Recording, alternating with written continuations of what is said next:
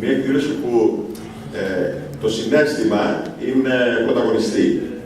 Ένα εντυπωσιακής ποιότητας φίλου που θα δείτε τώρα που έφτιαξε με πολύ μεράκι ο αγαπητός φίλος διεθνής δημοσιογράφος κ. Γιώργος Μεσάρης, που σκιαγραφεί την Κεφαλονιά από την πλευρά του μετανάστη, από τον άνθρωπο που νοσταλγεί να έρθει στην Κεφαλονιά, από τον άνθρωπο που αγαπάει πολύ, προερωτευμένος με το νησί, που επιθυμεί πάρα πολύ να δει, που του μιλάει το νησί, από τον ελληνισμό της Διασποράς. Ένα πολύ ωραίο φιλμ που θα το δείτε, θα το απολαύσουμε τώρα και θα αποτελέσει ένα από τους πρεσβευτές προβολής του νησιού μας σε όλο τον κόσμο.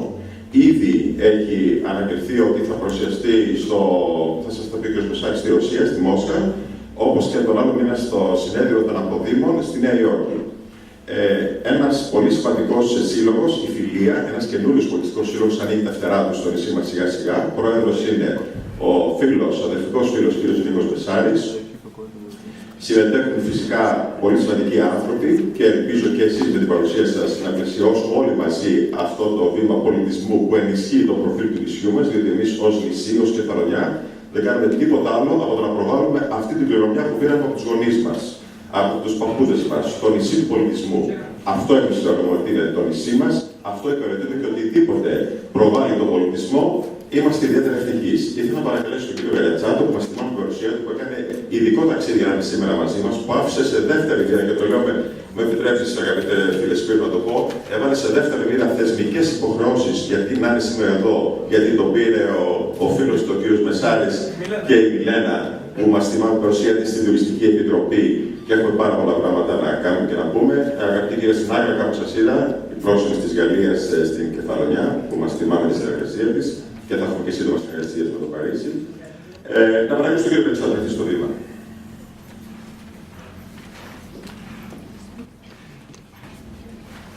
Ευχαριστώ, Δήμαρχε μου. Φίλες και φίλοι, χρόνια πολλά. Συγχαρητήρια στη φίλια, που το συζητάμε, και στα άλλα, αγαπητέ Πρόεδρε, και συγχαρητήρια στο φίλο από τα παιδικά χρόνια, τον Γιώργο τον Μεσάρη, και έχω και την τύχη και την τιμή να είμαι με τον αδερφό του συμμαθητές στο νησί, τον οποίο θα τον έχουμε και εδώ σύντομα. Και πραγματικά είναι κάτι το οποίο, ένα σύγχρονο ντοκιμαντέρ για το νησί, γιατί μπορεί να υπάρχουν στο παρελθόν κάποια να έχουν γίνει, πάντοτε όμως πρέπει να βελτιώνονται τα πράγματα, να επικαιροποιούνται, και όταν γίνονται με μεράκι, κάτι το οποίο δεν χρειάζεται να το δω για να το καταλάβω αυτό, για να το προεξοφλήσω ότι έχει γίνει ένα μεράκι. Και είναι και όνειρο κάποιων ανθρώπων που έχουν ζήσει εκτός Κεφαλονιάς, έχουν νιώσει την επιθυμία της Κεφαλονιάς, τα πράγματα παίρνουν καλύτερη τροπή. Αυτό, αγαπητέ Γιώργο Μεσάρη, σου μιλάω στον ελληνικό, γιατί θα σου μιλήσω στο ποιητικό, θα σου πάει παράξενα στα αυτιά, θα μας βοηθήσει για μια στιγμή που αναζητούμε κάτι τέτοιο. Διότι τώρα φτιάχνουμε την διαδικτυακή πλατφόρμα της Περιφέρειας Ιωνίων Νήσων σε 5 γλώσσες, και αυτό το πράγμα θα είναι και ένα πολύτιμο εργαλείο σε όλη αυτή την προσπάθεια. Αλλά ειδικά για την Κεφαλονιά μας θα είναι αυτό που έλειπε. Λοιπόν, συγχαρητήρια για την προσπάθεια όλων, έτσι, και πάντα τέτοια.